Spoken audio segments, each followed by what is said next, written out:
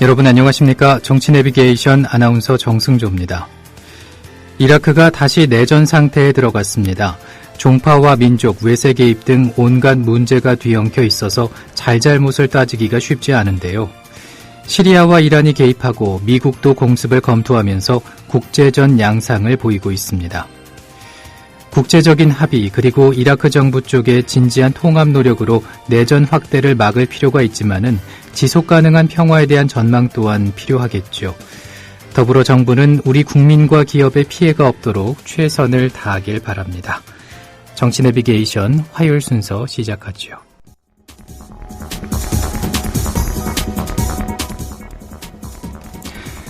오늘 아침 간추린 뉴스입니다. 국회 세월호 국정조사 특위 야당 간사인 김현미 새정치민주연합 의원은 지난 15일 세월호 수색 현장을 방문한 결과 수색 활동에 참여하는 잠수사들이 2달 동안 임금을 받지 못한 것을 확인했다며 문제가 됐던 청와대 대변인의 500만 원 발언과 달리 실제 현장에서 수색 중인 잠수사들은 2달간 임금을 받지 못했다고 말했다고 밝혔습니다. 새누리당은 이방호 전 의원의 재입당을 승인했습니다. 이 전 의원은 MB정권 18대 총선 당시 사무총장을 맡아 공천 작업을 주도하면서 친박 인사들을 대거 공천에서 탈락시켜 친박들의 반발을 샀습니다. 새누리당 이완구 새정치민주연합 박영선 원내대표는 어제 국회 원구성 협상 타결을 시도했지만 국정감사 일정 문제로 합의에 이르지 못했습니다.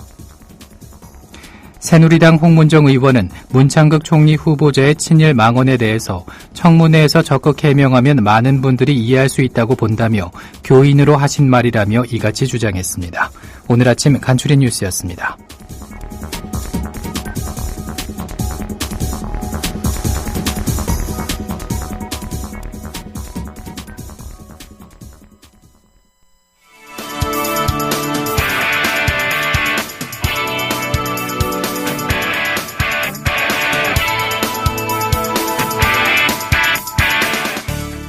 현장성과 깊이가 다른 정치 해설. 지금 여러분께서는 정치 내비게이션을 듣고 계십니다. 진행의 정승조 아나운서입니다. 계속해서 정가레이더 시간입니다. 오늘은 최영일 시사문화평론가와 함께합니다. 안녕하십니까? 네, 안녕하세요. 네. 오늘 여러 가지 뉴스 가운데서 문창극 총리 후보에 대한 인사청문회 요청서가 국회에 제출되지요. 그렇죠. 네, 문창극 총리 후보 청문회까지 갈 수 있고 또 본회의 표결을 통과할 수가 있을까요? 그게 아주 쉽지가 않은 상황입니다. 지금 2단계 정도로 끊어서 생각해 볼 수가 있겠는데요. 하나는 과연 말씀하신 대로 인사청문회가 열릴 수 있겠는가, 그 전까지 버텨갈 수 있겠는가 한 단계가 있겠고요. 네. 그리고 인사청문회가 열린다고 하면 국민들이 다 지켜보는 가운데 이 법 절차를 통해서 이 문창극 총리 후보가 과연 이 우리나라를 이끌어갈 수 있는 제2기자 자리, 대통령을 보좌하는 제1보좌 기관이다 이렇게 돼 있는데요. 그 직을 수행할 수 있을지에 대한 이제 문제를 또 검증을 통과할 수 있을지가 이제 문제가 되겠고요. 예. 그리고 인사청문회에서 여야가 합의된 혹은 합의되지 않은 경과보고서가 채택된다 하더라도 본회의에서 표결을 이룰 수 있겠는가. 지금 절차적으로 보면은 이 지적의원 과반수가 참석을 해야 되고요. 참석인원 과반수 이상이 이제 찬성을 해야 가결이 되는 것이거든요. 예. 과연 이제 그러한 그 표결 과정까지 지지를 끌어낼 수 있는가 하는 것도 미지수로 보여집니다. 그래서 어찌 보면 굉장한 모험수를 정부가 두고 있는 상황인데 그럼에도 불구하고 지금 강행한다라는 입장으로 보여지고 있어요. 예.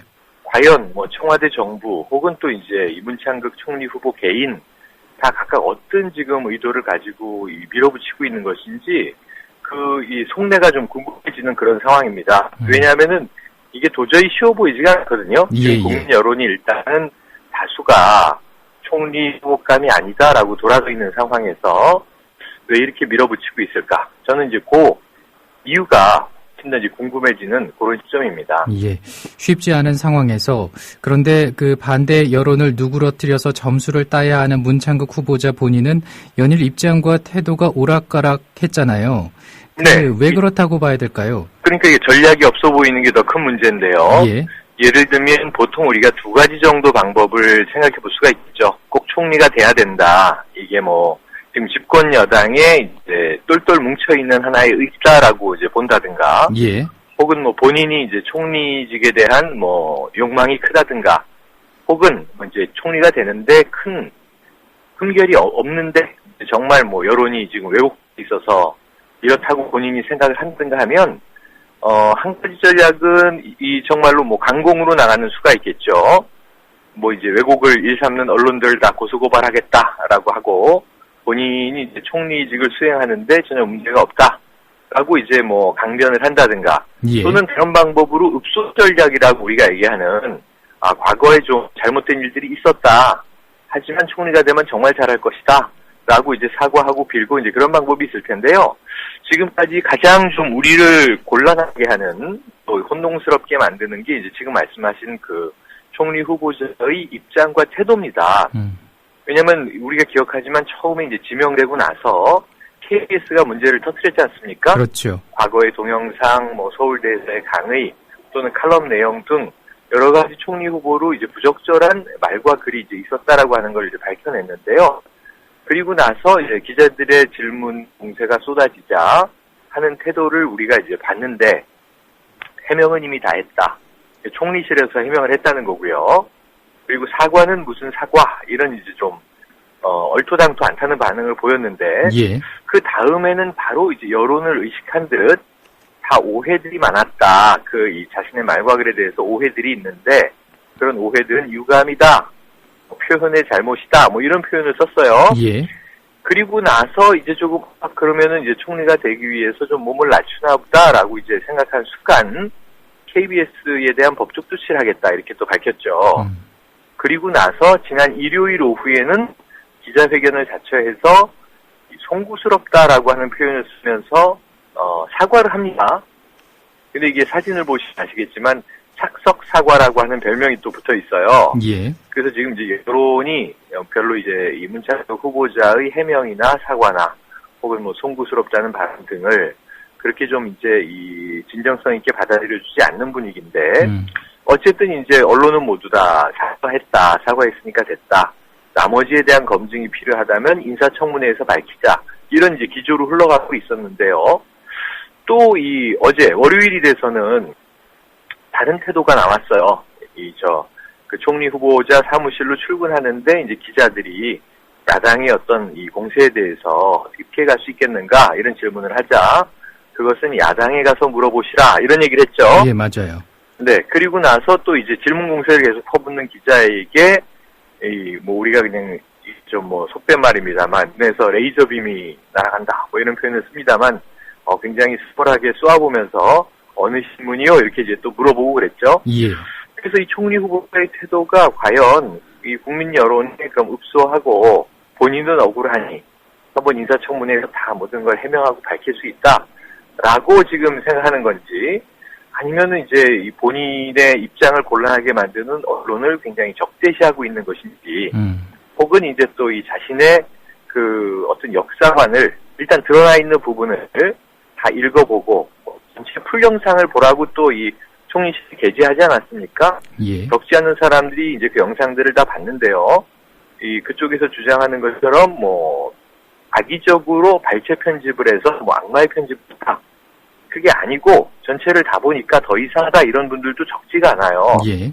그래서 그런 부분이야 좋아요. 갑론을박이 있을 수 있습니다. 뭐 보는 주관적인 해석에 따라서 그게 이제 담론의 과정인데, 그런 부분들에 대해서 이제 적대시하는 태도가 보여지고 있다라고 하는 것은 지금 총리직에게 이번 이제 신 총리가 얼마나 중요한 것이며, 대통령이 대국민 담화에서 이야기한 어떤 내용들을 소화해야 하는 자리인지를 제대로 인식하고 있는 것인가, 상당히 의심하게 만들고요.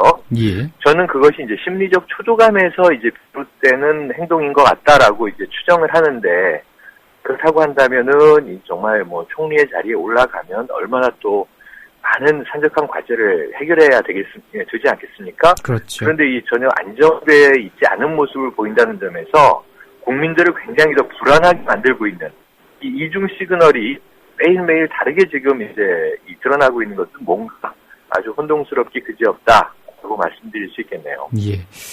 총리 후보자도 인간이고 한 개인이니까 그 안정감이 없이 이게 불안하고 초조함을 드러낼 수 있다고 생각합니다. 하지만 네네. 그런 모습들이 국민들에게 불안감을 주고 아무튼 그렇다 그렇죠. 치고 이렇게 쉽지 않은 상황을 밀어붙이려는 청와대의 의도도 궁금하거든요. 뭐라고 그게 이제 볼 수 있을까요? 그게 훨씬 더 중요한 대목이겠죠. 예. 말씀하신 대로 누구라도 뭐 제가 총리하겠습니다 하고 손들어서 뭐 반장 선거에서 뭐 저 후보자가 없으면 나타나듯이 담임 선생님이 그러면 네가 한번 해봐라 이런 상황이 아니고 정말 엄선에 엄선을 해서 뭐 지목을 했을 거 아닙니까? 예. 물론 처음에 이제 안데이 카드가 낙마로 이제 결정되고 이 여론 검증을 통과하지 못하고 이제 침몰하자 뭐 이 정부는 굉장히 더 좀 놀랐을 수 있고요. 지금 위기 상황이라고 판단할 수 있습니다. 사실 이제 그런 점이 없지 않고요. 그럼에도 불구하고 일주일 동안 지금 이제 이 하루하루 나오고 있는 언론 검증, 여론 검증 보면 뭐 역사관의 문제, 식민사관 대 민족사관 이런 지금 이제 프레임이 형성이 돼 버렸습니다만 예. 이것을 빠져나오기도 쉽지 않아 보이는데 매일 또 새로운 상황이 나오고 있거든요. 그래서 처음에 보시면은 이게 본인이 신영재단 이사장으로 재직하고 있던 상황에서 이전에 사례가 없는 초유의 일로 자기 자신을 고려대 석재학 교수 이제 셀프 지명해서 보낸 거 아닙니까? 예. 비용이 이제 그쪽에서 나가게 되는 건데요. 그 다음에 서울대 이제 동창회의에 이제 부회장을 맡고 있으면서 또 서울대 초빙 교수 1년 동안 하는 거, 동창회 비용으로 이제 뭐 연봉을 주면서 조교 비용 포함해서 또 이제 그것을 본인이 이제 주도했다는 거잖아요. 예. 이것도 굉장히 좀 비윤리적인 것 아니냐. 이게 이제 배임 행령까지 갈 수 있느냐. 어떤 법적 여부는 그 내부의 어떤 회장의 뭐 직권 결정인지 아니면 이사회 결정인지를 좀 보아야 한다라고 하는 이야기가 나옵니다만 이게 법적 문제가 없다 하더라도 윤리적인 문제는 남거든요. 예. 법적 문제까지 있으면 더 심각한 것이고요. 그 와중에 또 하루가 지나자 이제는 그 해군 장교로 복무했던 문제가 나왔어요. 그렇죠. 예, 36개월, 3년 동안 해군 장교로 복무를 했는데 대학원을 또 절반 가까운 기간을 서울대에서 대학원생으로 이것도 이제 전업 대학원생인 거죠. 재직을 했다. 이렇게 이제 문제가 터져 나왔고요. 그랬는데 이 문제는 본인은 이것은 문제가 없다. 해군 참모총장의 이제 승인을 받은 사항이다. 적법하다 이렇게 얘기를 했고요. 근데 당시에 그 군의 비상 상황이 많았을 때였다. 또 맞습니다. 그러니까 이제 그 당시에 무보직이었기 때문에 예를 들어 병력 자원이 많이 남아돌고 별로 할 일이 없을 수도 있잖아요. 예. 그런 경우에는 뭐 굳이 뽑긴 했는데 장교 자원으로 뽑긴 했는데 뭐 줄 일이 없다. 그러면 노선이 공부해라. 군에서 위탁 교육 시킬 수도 있습니다. 예. 그런데 본인의 해명과 다르게 14년이라는 해가 어떤 해냐면요. 그때 해군 함정 침몰 사건이 있어서 굉장히 이제 해군의 입장에서는 초긴장하고 있던 그런 이제 시기였고, 그 다음에는 이제 국가적으로 보면은 당시 이제 유경수 여사가 이제 피격당해서 사망하는 사건이 있었죠. 전군의 비상경계 태세가 맞습니다. 내려졌죠. 전군의 비상경계구 당시에 이제 문세광이 범인으로 지목돼서 조총련이었는데 결국은 간첩이었다 그런 거 아닙니까? 그러면은 남북 관계가 어떻게 보면 군사적으로 일촉즉발의 위기 상황인데. 군에서 장교를 지금 뭐 대학원에 가서 공부나 하고 있어라. 마치 이제 민간인처럼 처우하는 그런 상황이 아니었던 그 시점에, 이 73년, 74년에 그렇게 이제 어떤 뭐 신분은 군인으로 복무를 떼고 있으면서 실제로는 자기 개인적인 어떤 뭐 학위에 매진하고 있었다라고 하는 것이 지금도 이해가 안 되지만 그 당시에 군복무한 분들이 다 고개를 정말 갸우뚱하는 문제거든요. 그러니까 이런 문제도 좀 이제 해명이 이제 불충분한 것이죠. 물론 이제 인사검증까지 만약에 가게 된다면 다 이제 명명백백하게 이제 다뤄져야 될 문제인데 어쨌든 하루 자고 나면 오늘 또 뭐 어떤 사건이 이제 터질지 모르겠습니다만 계속 검증에 석연치 않은 문제점들이 누적되고 있는 과정이다. 어쨌든 국민들은 처음부터 그 동영상 발언만 가지고도 깜짝 놀랐는데요. 하루하루 갈수록 그냥 별명이 이제 양파 총리 후보 이렇게 돼 있는 거잖아요. 그러니까 이제 이런 상황에서 왜 이 정부는 이제 이런 인물을 중차대한 역할로 밀어붙이고 있는가? 이 부분이 정말 의아스러운 대목인데요. 이것을 두 가지로 한번 해석을 봅니다. 두 가지는 전혀 다른 가설인데 첫 번째는 이제 이런 가설이 있어요. 지금 이제 장관, 그러니까 새로운 개각, 조각에 준하는 개각, 대폭은 아니었고 중폭이었지 않습니까? 예. 7명의 장관, 새로운 신임장관 후보들이 이제 지명이 또 돼 있는데요. 이 장관들은 인사청문회를 해야 하긴 하나, 이 인준을 필수로 요하지는 않아요. 만에 하나 이제, 야당이 반대하고 동의해주지 않아도 국회에서, 기간이 지나면 대통령이 그냥 직권으로 임명해버릴 수 있습니다. 그런데 이 국무총리만은 인준이 필요하거든요. 예. 정말 국회에서 이 부결되거나 반대하면 총리가 공석으로 이제 장기화될 수 있는 우려가 정부 입장에서 있는 것인데 이 장관들을 보호하기 위한 것이다. 이런 추정이 하나 가능합니다. 예. 그 장관 안에도 지금 여러 가지 부실 인사 혹은 이제 적절한 인사인가에 의문점을 남기는 대목들이 많이 있거든요. 예. 근데 이 부분들을 그냥 묶어서 총리 후보와 퉁치겠다. 이건 무슨 의미냐면 지금 문창극 카드를 최대한 시간을 끌다가 최악의 경우에 이제 어떤 검증, 인사청문회를 포함해서 이것을 통과하지 못하면 뭐 이제 중간에 사퇴를 하든가 낙마를 하더라도 지금 현재 이제 개각 전체를 보호하기 위해선 할 수 없이 버티는 데까지 버틸 수밖에 없다라고 하는 입장일 수가 있어요. 예. 이건 매우 이제 전략적인 것인데 집권 여당도 큰 데미지를 이제 입을 수밖에 없는 상황으로 보여집니다. 그리고 두 번째는 뭐냐 하면 총리가 밀리면 모두 다 밀린다. 이런 어떤 이제 집권 여당의 문제의식 때문에 예. 총리에서부터 밀리지 말아야 한다. 버티시오라고 하는 이거 문창극 후보 개인이 이제 뭐 하고 싶다 말고 싶다를 떠나서 일단은 이제 끝까지 버틴다. 가능하면 이제 밀어붙여서 통과한다라고 하는 정말 어찌 보면 좀 이 반대하는 세력 혹은 반대하는 뭐 개인 반대하는 야당을 다 이제 적대시하는 전략으로도 해석을 해볼 수가 있습니다. 예. 그렇다면 정말 이게 통과가 가능하다고 보고 밀어붙이는 것인가 아니면은 최대한 시간 벌기에 문카드를 동원하고 있는 것인가 이거를 조금 잘 이제 해석을 해봐야 되겠고요. 예. 뭐 어쨌든지 그는 뭐 집권 여당의 이 의도와는 상관없이 지금 야당은 일단은 이 통과 자체가 불가능하다. 가능하다면 집권 여당 스스로 이 대통령에게 누를 끼치지 말고 지금 이 국민들의 소리를 듣고 해야 하는 게 아니냐 이 이야기가 저는 좀 가닥이 맞다고 보는데요. 예. 개인이나 지금 정부나 사퇴 가닥을 전혀 고려하고 있지 않은 것 같아서 매우 안타까운 오늘입니다. 예. 정말 이렇게 문제가 드러나는 문창극 카드를 고수하고 있는 이유에 대한 전혀 다른 가설들이 이제 나오고 있는 상황인데 네. 어떤 것이 진실일까? 최 평론가께서는 어떻게 생각하십니까? 제가 지금 고민을 하고 있는 지점은요. 이 여권의 반응도 좀 열심히 살펴보고 예. 지금 말씀드린 가설, 추측 도대체 무엇이 진실인가, 왜 그런 걸까? 저도 뭐 나름대로 이제 취재를 해보려고 이제 노력을 하는데요. 예. 지금 제가 개인적으로 뭐 도달하고 있는 판단은 지금 이제 인사 대상자 자체가 문제가 있다. 문창극 후보의 이야기가 뭐 연일 시끌시끌합니다만 사실 이것은 인사권자에게 문제가 있는 것이다. 저는 이렇게 봅니다. 예.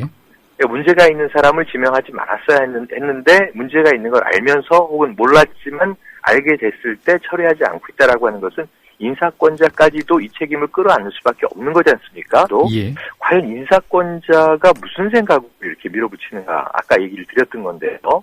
지금 저는 카오스 가설 이렇게 한번 얘기를 드려볼게요. 카오스 가설이요? 네, 혼돈의 가설인데 예.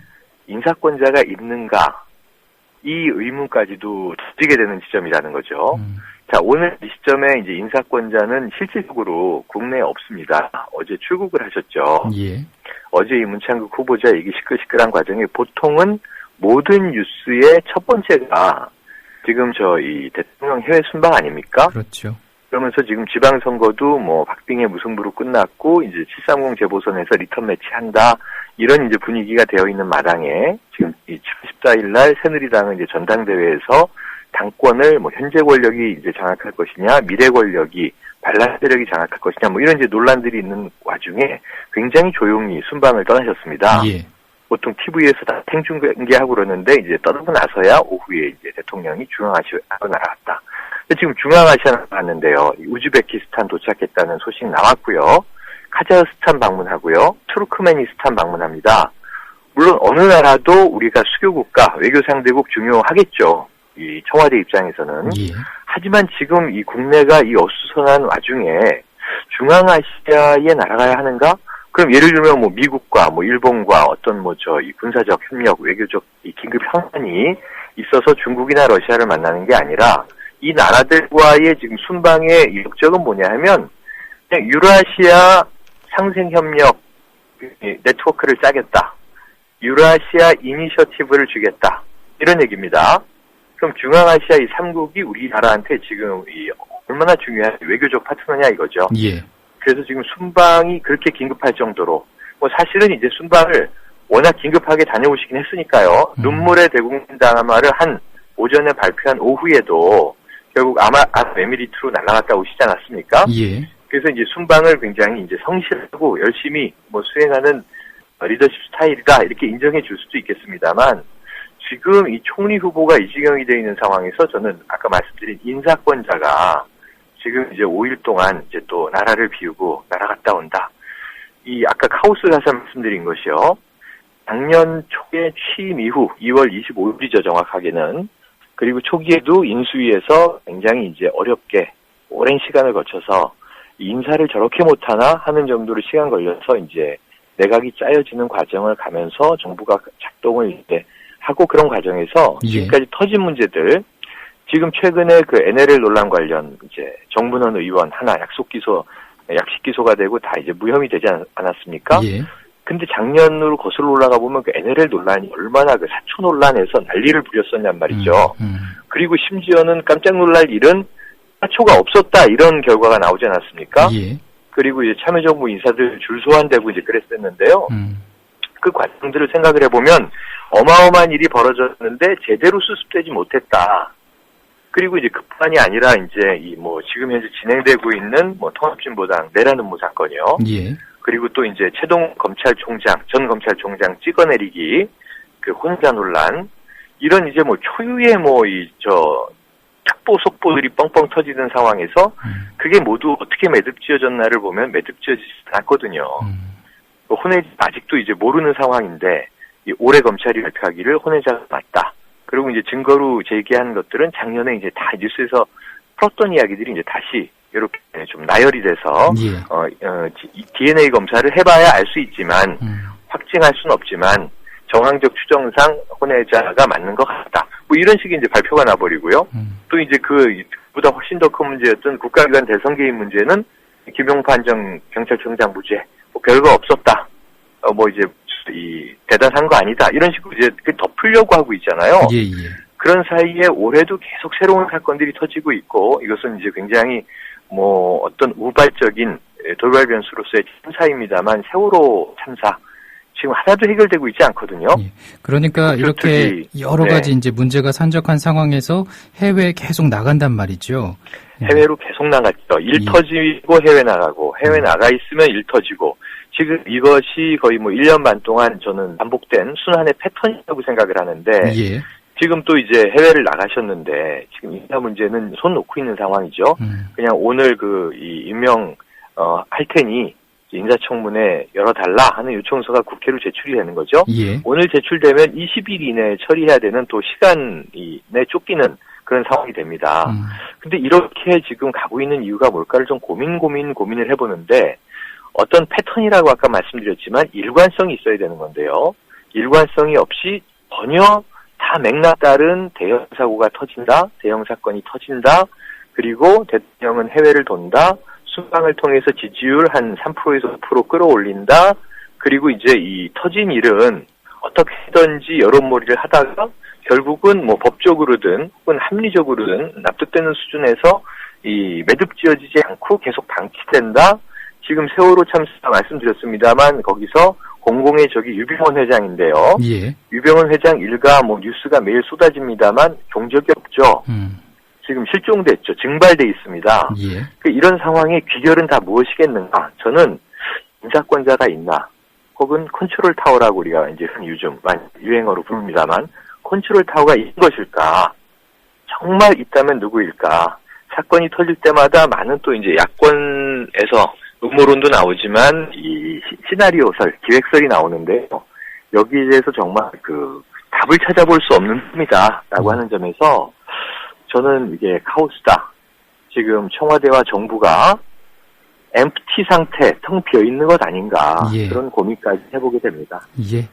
오늘 말씀 여기까지 듣습니다. 고맙습니다. 네, 고맙습니다.